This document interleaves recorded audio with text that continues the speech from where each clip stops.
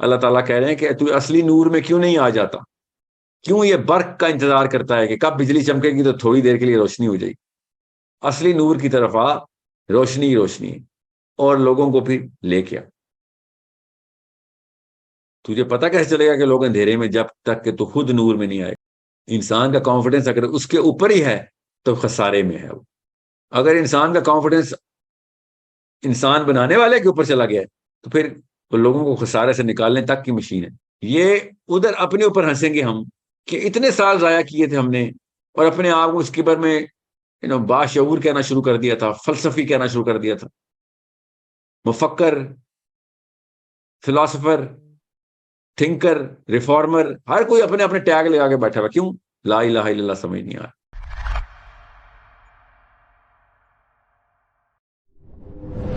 Retreat, سب سے پہلے شروع کرتے ہیں اسی حدیث سے جس کی وجہ سے ہم سب اس وقت اکٹھے ہونے کی کوشش کرتے ہیں، کام کرنے کی کوشش کرتے ہیں، اور کرتے بھی ہیں کام، مگر پھر اس کے بعد پھر شیطان کا ایک حملہ ہوتا ہے ہمارے اوپر، پھر تھکن آتی ہے، کنفیوژن آتی ہے، اپنے اوپر سے یقین اٹھنا شروع ہو جاتا ہے۔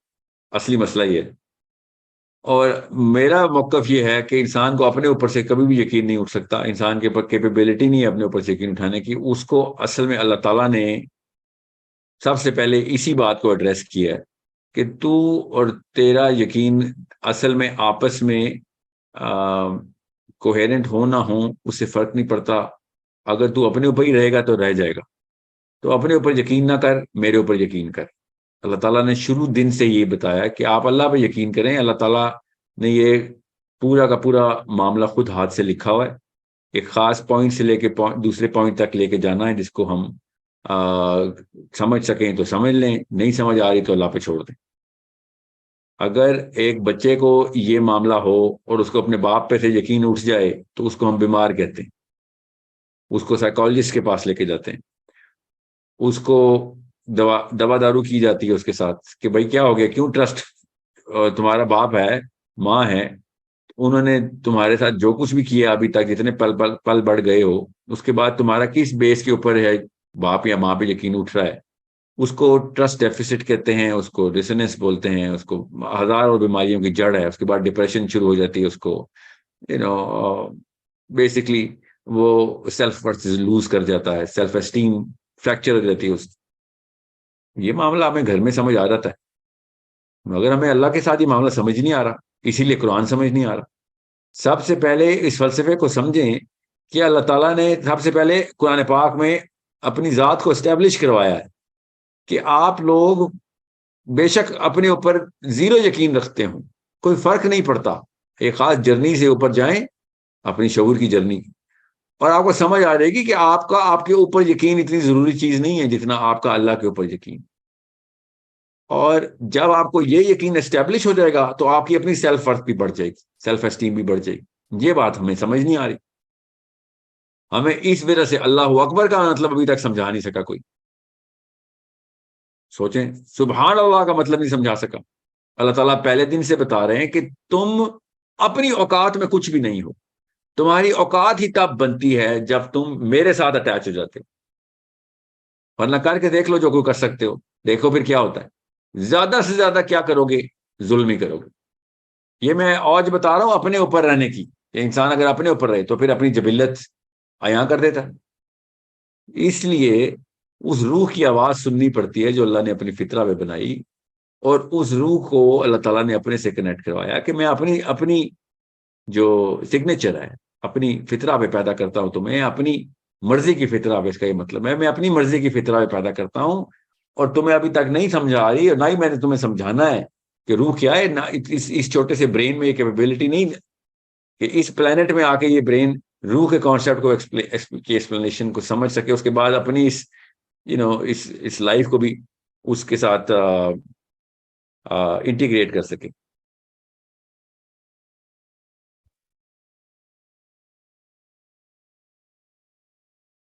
یہ وائٹ بورڈ والا معاملہ جو ہے نا، یہ ختم کریں جی۔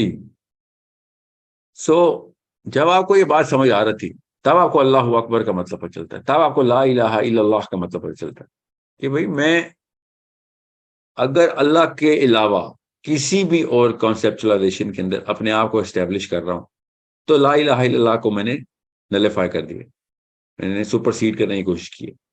تب پتہ چلتا ہے شرک کتنا بڑا گناہ ہے، تب پتہ چلتا ہے طاغوت کیوں اتنا بڑا گناہ ہے۔ اللہ تعالیٰ کو ہمارے گناہ کرنے کے بدلے نہیں لینے کا آخرت میں، اللہ تعالیٰ نے ہماری بہتری کے لیے دنیا کے اندر یہ سارے معاملات اور اصول بتائے تھے۔ یہ ہمیں جنت میں جا کے پتہ چلے گا، آخرت کے دن پتہ چلے گا کہ یہ دنیا کے اندر سارا کا سارا معاملہ میرے لیے کیا ہوا تھا اللہ تعالیٰ نے، اور ہم سمجھ رہے تھے اللہ نے اپنے لیے کیا ہوا ہے، جیسے اللہ کو ہماری توحید کی ضرورت ہے، نعوذ باللہ۔ یہ ادھر اپنے اوپر ہنسیں گے ہم کہ اتنے سال ضائع کیے تھے ہم نے، اور اپنے آپ کو اس کے بارے میں باشعور کہنا شروع کر دیا تھا، فلسفی کہنا شروع کر دیا تھا، مفکر، فلاسفر، تھنکر، ریفارمر، ہر کوئی اپنے اپنے ٹیگ لگا کے بیٹھا ہوا۔ کیوں؟ لا الہ الا اللہ سمجھ نہیں آ رہا کہ اپنے آپ کو اللہ تعالیٰ کے حوالے کر، اور تو دیکھ اپنی اوج تو دیکھی، پھر تو کام وہی کرنے پڑیں گے جو دنیا کی لوگوں کی فطرت کی آواز ہے، تجھے خود سیٹسفیکشن ہوگی اس میں، مگر کیپیبلٹی تیری تب بڑھے گی اور بنے گی جب تو اپنے آپ کو اللہ کے حوالے کر دے گا۔ اس کے بعد سب سے پہلا فائدہ کیا ہوگا؟ آپ کو اپنے اوپر سے جو لو کانفیڈنس کے دورے پڑتے ہیں، ہم سب کو پڑھتے ہیں، وہ تبھی پڑھیں گے۔ اپنی حیثیت نہیں پہچان سکتے، اپنی حیت نہیں پہچان سکتے، اس کی وجہ سے ہر وقت confusion, dissonance, distortion, cognitive distortion کا شکار رہتے ہیں، بستروں میں پڑے رہتے ہیں کئی کئی دن، 12 گھنٹے، 8 گھنٹے سوتے ہیں، اور اپنے آپ کو بس ایک آن آف کا بٹن بھی رکھا ہوا ہے کہ ابھی تک میں آن نہیں ہو سکا ہوں، اپنی کیپیبلٹی کی زون میں نہیں آ سکا ہوں۔ یہ سب کے ساتھ 2 نمبر معاملات ختم ہو جائیں گے جب آپ کو یہ یقین ہو جائے گا کہ اللہ تعالیٰ نے یہ کہانی پہلے سے لکھ چھوڑی ہے، اور میری کیا اوقات ہے، میں تو نقطہ بھی نہیں ہوں اس کتاب کے اندر، اور اس نقطے کے اندر میں اپنی اوقاتیں بھی بنا رہا ہوں، ڈپریشن بھی کے دورے میں بھی جا رہا ہوں۔ یہ کہانی بہت بڑی ہے، خربوں لوگوں کی ہے، ہزاروں کروڑوں لاکھوں سالوں کی ہے، آدم علیہ السلام سے پہلے سے شروع ہوئی ہوئی ہے، اور آخری بچے کے مرنے کے بعد کئی ہزاروں سال بعد بھی چلتی رہی۔ یہ بہت ضروری ہے کہ آپ کو پتا ہو کہ اللہ کے اس پلان کو سمجھیں۔ اللہ کو کتنا سمجھ سکتے ہیں کوشش کریں، مگر اللہ کا پلان جو ہے وہ تو اللہ خود بتا رہے ہیں۔ اگر اللہ کا پلان ہماری کیپیبلٹی میں نہ ہوتا تو قرآن آتا ہی نہ۔ قرآن پاک نے آ کے سب سے پہلے یہ بتایا کہ سب سے پہلے اپنے اوپر انحصار چھوڑ، اللہ پہ انحصار کر، اور پھر تجھے پتہ چلے گا کہ دنیا کے مصرف مصارف کیا ہیں، اور اس کے بعد آپ اپنے کانفیڈنس زون کے اندر آئیں گے۔ انسان کا کانفیڈنس اگر اس کے اوپر ہی ہے تو خسارے میں ہے وہ۔ اگر انسان کا کانفیڈنس انسان بنانے والے کے اوپر چلا گیا ہے تو پھر وہ لوگوں کو خسارے سے نکالنے تک کی مشین ہے۔ اس لیے میں آئی ایم ایس کے لوگوں سے بار بار بتا رہا ہوں آپ کو، آپ نے کسی بھی موقع کے اوپر نہ اپنے اوپر انحصار کرنا ہے، نہ میرے اوپر، آپ نے اللہ پر انحصار کرنا ہے، اور اللہ کے گریٹر پلان کو سمجھیں جو کہ دنیا کے اندر کس طریقے سے مینیفیسٹ کرتا ہے، ظہور پذیر ہوتا ہے، اور اس کا حصہ بنے۔ نبی علیہ السلام نے اس لیے ارشاد فرمایا کہ میں نے تم تک یہ پیغام پہنچا دیا، اس کا مطلب ہے پلان سمجھ آ گیا آپ لوگوں کو؟ تو لوگوں نے کہا جی سمجھ آ گیا۔ تو اب آپ جاؤ اور لوگوں کو یہ پلان بتاؤ کہ بھائی اب سب کچھ اللہ کے لیے ہے، اور سب کچھ اللہ کی طرف سے ہے، اور سب کچھ تمہارے ہی فائدے میں جاتا ہے۔ شاباش، اکٹھے ہو جاؤ اور انجوائے کرو اس گریٹر پلان کو، اور آخرت میں مسکراؤ، مسرت کے ساتھ ایک دوسرے سے ملو کہ ہاں واقعی ہم کامیاب ہو گئی۔ اور اللہ تعالیٰ قرآن پاک میں یہ بتا رہے ہیں کہ اصلی کامیابی کیا ہے۔ Okay, so it is something which is very clear if you look at it. اور اللہ تعالیٰ نے کہا تھا نہیں سمجھ آ رہی فکر نہیں کرو، پہلے مان لے، تجھے سمجھ آ جائے گی، سمجھا دوں گا، سمجھ بھی آ جائے گی، ایک بار مان کے یہ پلان ہے۔ اب وہ ادھر ادھر سے گھات کا پانی پی کے، ہر جگہ کا رگڑا کھا کے، سر کے بل گر کے، منہ کے بل گر کے، پھر کھڑا ہو کے آ کے اینڈ میں وہیں تو پہنچے گا۔ اور تو اگر یہ سمجھ رہا ہے کہ ہمارا کوئی اور ڈیکوئے پلان ہے تو فکر نہ کر، پرانے مفکرین سے پوچھ لے، اینڈ میں وہ بھی وہی پہنچے۔ تجھے کوئی نیا سیارہ نہیں مل گیا، تجھے کوئی نیا جسم نہیں مل گیا، وہی کچھ ہی ملا ہے جو پچھلے انسانوں کو ملا تھا، وہی سیارہ ہے، وہی چکا ہے جس میں گھوم رہا ہے وہ۔ اللہ تعالیٰ نے سورہ بقرہ میں کہا کہ دیکھو ذرا ان کو، اندھیرے میں چل رہے ہیں, بجلی چمکتی ہے, ہلکی سی دیر کے لیے وہ برق جب روشنی دیتی ہے تو آگے دیکھتے ہیں, ظاہر کتنا آگے دیکھ سکتے ہیں وہ آدھے سیکنڈ میں, تو دیکھتے ہیں کہ آگے گڑھا کدھر ہے, وہاں پہ نہیں قدم رکھنا, پھر وہاں پہ کھڑے ہو جاتے ہیں کیونکہ اتنا اندھیرا ہے, سمجھ نہیں آتی. یہی ہمارے ساتھ ہو رہا ہے, ہم مسلمانوں کے ساتھ ہو رہا ہے, ہمیں سمجھ نہیں آ رہی, پھر ڈپریشن میں چلے جاتے ہیں, پھر کوئی آیت سنتے ہیں, کوئی ایک بیان سنتے ہیں, پھر روشنی آتی ہے, پھر آگے چلتے ہیں, پھر اندھیرے میں چلے جاتے ہیں. دوائیاں, ہسپتال, psychologist, therapist, motivational speakers, religious speakers, پھر آتی ہے کوئی روشنی, پھر اندھیرا آ جاتا ہے. پھر بیوی بچے دیکھتے ہیں, اسکول, کالج, دفتر, جاب, پھر گم ہو جاتے ہیں, پھر سمجھ نہیں آتی کیا کریں, پھر واپس آتے ہیں ایک سیکنڈ کے لیے. اللہ تعالیٰ کہہ رہے ہیں کہ تو اصلی نور میں کیوں نہیں آ جاتا, کیوں یہ برق کا انتظار کرتا ہے کہ کب بجلی چمکے گی تو تھوڑی دیر کے لیے روشنی ہو جائے گی. اصلی نور کی طرف آ, روشنی ہی روشنی ہے, اور لوگوں کو پھر لے کے آ. تجھے پتا کیسے چلے گا کہ لوگ اندھیرے میں, جب تک کہ تو خود نور میں نہیں آئے.